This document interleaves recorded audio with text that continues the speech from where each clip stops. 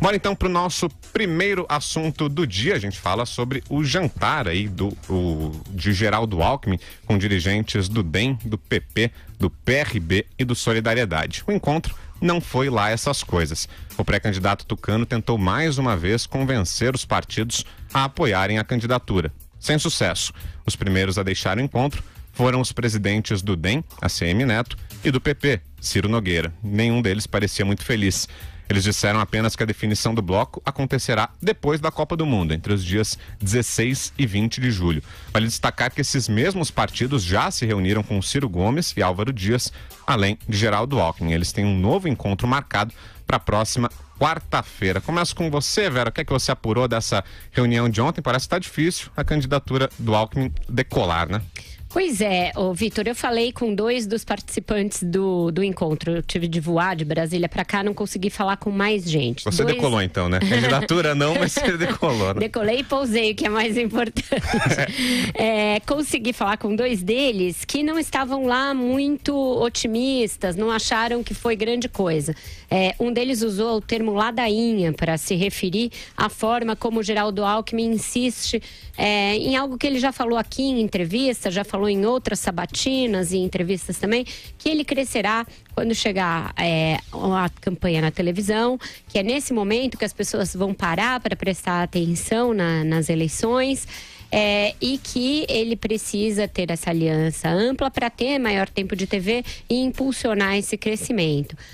Esses partidos se baseiam muito não só nas pesquisas quantitativas que são divulgadas, que são registradas, como em levantamentos próprios, levantamentos regionais, levantamentos das suas bases e um certo levantamento qualitativo que o DEM encomendou ao Instituto GPP, que mostraria dificuldades para Alckmin decolar, não só no Nordeste, que já é uma região difícil para ele, mas também em casa, também no Sudeste, também em São Paulo. Isso foi dito a ele de uma maneira ali polida, claro, e ele retorquiu, disse que vai crescer em São Paulo, que o PSDB tem o que mostrar aqui, que quando ficar claro que ele é candidato a presidente, ele vai crescer, que vai associar sua campanha a do João Dória Júnior e crescerá. Ele pareceu muito convencido disso. O problema não é estar convencido, é convencer os demais. Eu acho, Vitor, que as coisas podem caminhar ainda, assim, para fechar com ele. Ninguém fechou as portas. Nenhum desses com quem eu conversei. Eu conversei também com outras pessoas que não estavam lá, mas que são desses partidos e já obtiveram relatos do jantar. O DEM, principalmente, tem uma boa chance de ainda fechar com o Alckmin. O DEM, o Solidariedade e o PRB, que é ligado muito à Igreja Universal. Esses 3 partidos têm uma possibilidade maior de fechar com o Alckmin. O que eu estou achando que vai ficando cada vez mais difícil é ele angariar o apoio do PP. Por que o apoio do PP é importante? Não pelas suas ideias, não pelos seus projetos para o país. Porque vem a ser uma das maiores bancadas. Ele tem um tempo de TV muito poupudo, maior que o desses outros 3 partidos. Mas por uma circunstância regional, local, o interesse pessoal do presidente do partido, Ciro Nogueira, que é do Piauí, e muito dependente do PT lá no seu estado, o PP hoje está mais próximo de fechar com o Ciro Gomes. Pois é, né, Andreas? Acho que nem o PSDB imaginava essa dificuldade toda, né?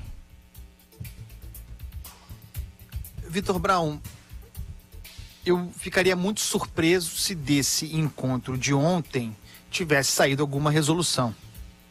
O que aconteceu é o normal.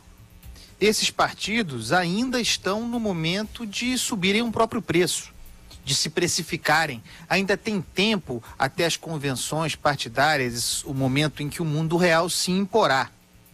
Também me parece improvável, nunca tive dúvida, que esse blocão, centrão, o grupo dos desesperados, não chegará a esse momento da formação das alianças unido.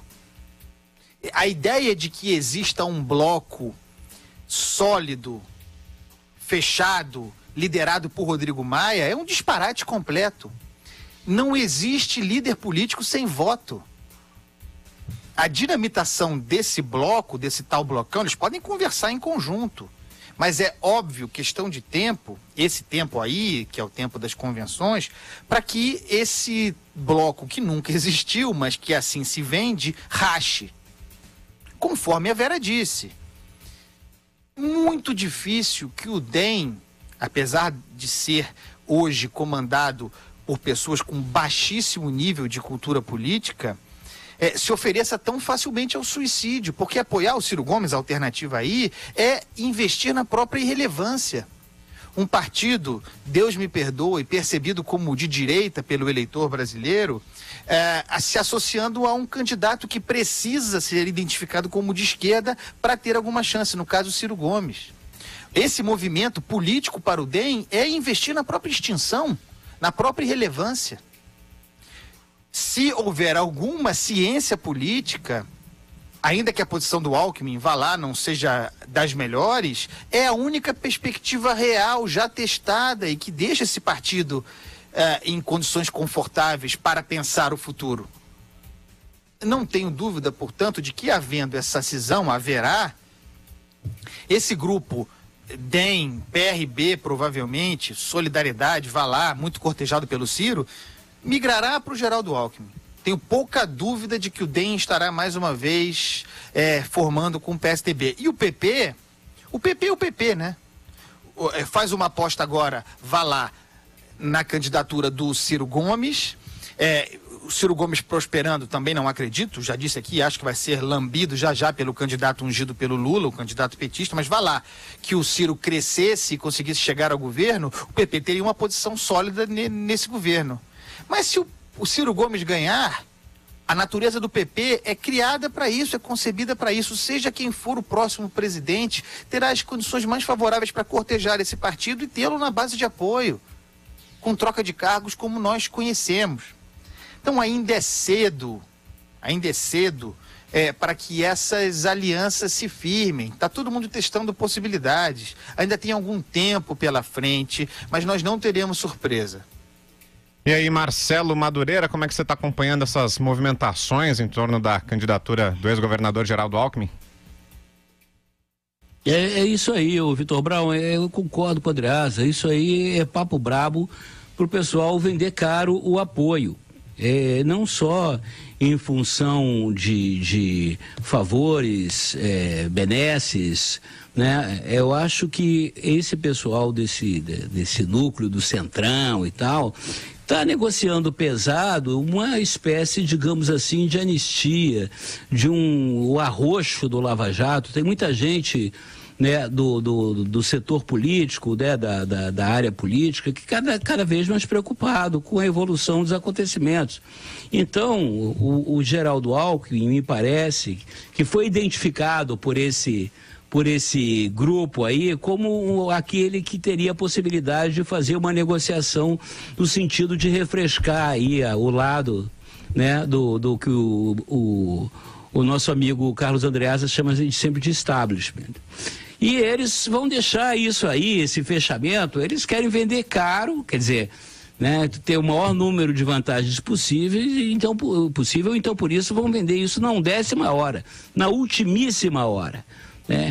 É só você passar em revista, né, os personagens, as figuras principais e os partidos, né, pela representatividade deles, para você ver de que se trata.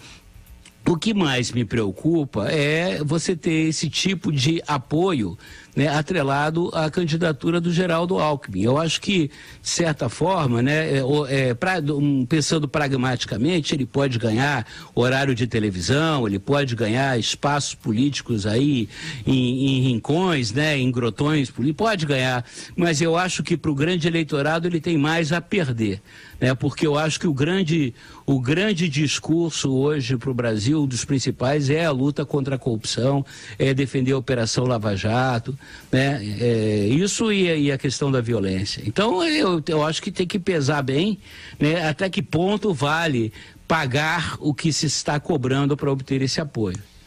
Pois é, Vério, e a informação é de que o ex-presidente Fernando Henrique Cardoso teria se reunido com Álvaro Dias para tentar fortalecer essa ideia de uma candidatura única de centro, né, com todos os partidos convergindo em torno do Alckmin, né? Você acredita nisso ou não? Acredito, ele está empenhado, né, nesse propósito, fez já 2 reuniões desse grupo que prega uma candidatura única do que ele chama bloco democrático ou bloco reformista, variam aí as denominações, Vitor, mas eu achava pouco provável que isso tivesse êxito, porque o Álvaro Dias saiu do PSDB justamente para tentar urdir essa candidatura presidencial. Ele obteve o apoio de um partido, que é um partido que mudou de nome, é o Podemos, e está levando isso a cabo. Ele tem um índice não desprezível de votos hoje.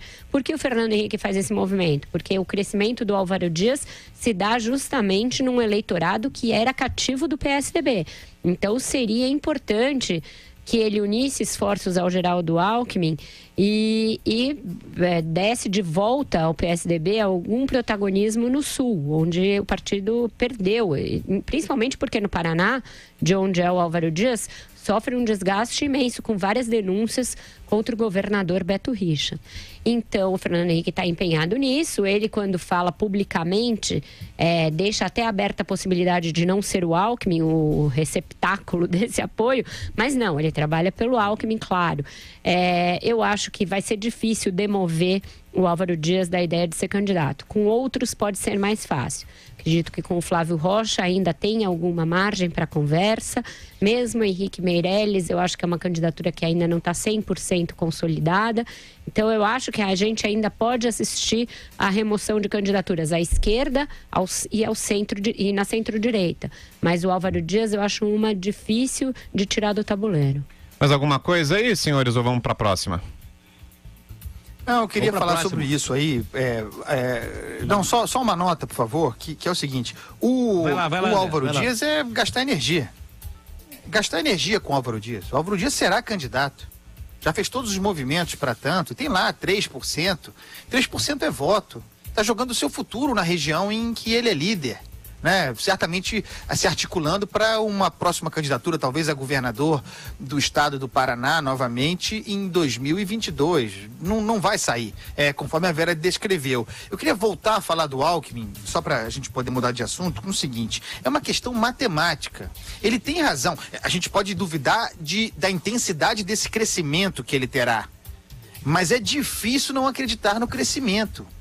Vejam que ele tem uma candidatura forte em São Paulo, na figura do João Dória, com uma aliança muito sólida que eu acredito se reproduzirá na sua eleição presidencial. É uma espécie de projeto piloto, segundo eu entendo, mas é uma candidatura muito forte. Quando a campanha começar, vai impulsioná-lo, não tenho dúvida, no principal colégio eleitoral onde ele foi governador, e também está formando um palanque forte, decisivo em Minas Gerais, que não teve em 2014, que terá em 2018. O Antônio Anastasia vai para o sacrifício a candidatura a governador.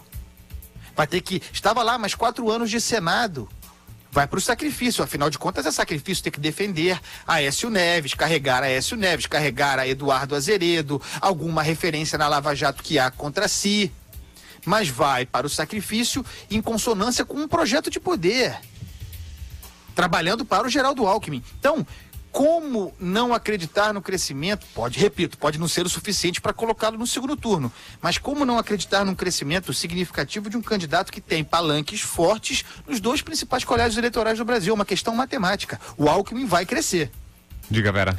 Eu acho que ele vai crescer além dos 6%, é claro, mas eu acho que um crescimento que não o coloque no segundo turno, em se tratando de um dos grandes players, não é um crescimento significativo. Eu acho que o que está em jogo é ir ou não para o segundo turno. Tem um artigo muito interessante nos jornais hoje, no Estadão hoje, que é o do William Vac, e que eu acho que ele conseguiu colocar num texto algo que eu, de alguma maneira, venho tentando criar na minha cabeça a lógica, e é difícil, porque é novo. Se a eleição se dará entre um candidato desse polo reformista ou um do polo que quer simplesmente romper com as estruturas, ou entre 2 desses candidatos do polo que quer romper com as estruturas. Eu acho que isso ainda não está dado. Nesse polo você coloca o quê? Bolsonaro Ciro? E Ciro. Pode ter um segundo turno entre Bolsonaro e Ciro. E nesse cenário, qualquer crescimento do Alckmin terá sido uma derrota. Um crescimento que não o coloca que no segundo turno, assim como está na mesma situação o PT, a meu ver. Eu acho que é isso que esses partidos olham quando eles hesitam tanto em fechar com o PSDB. Lembremos que antes isso era quase por osmose, era quase um dado da realidade, um dado da natureza. E não é mais.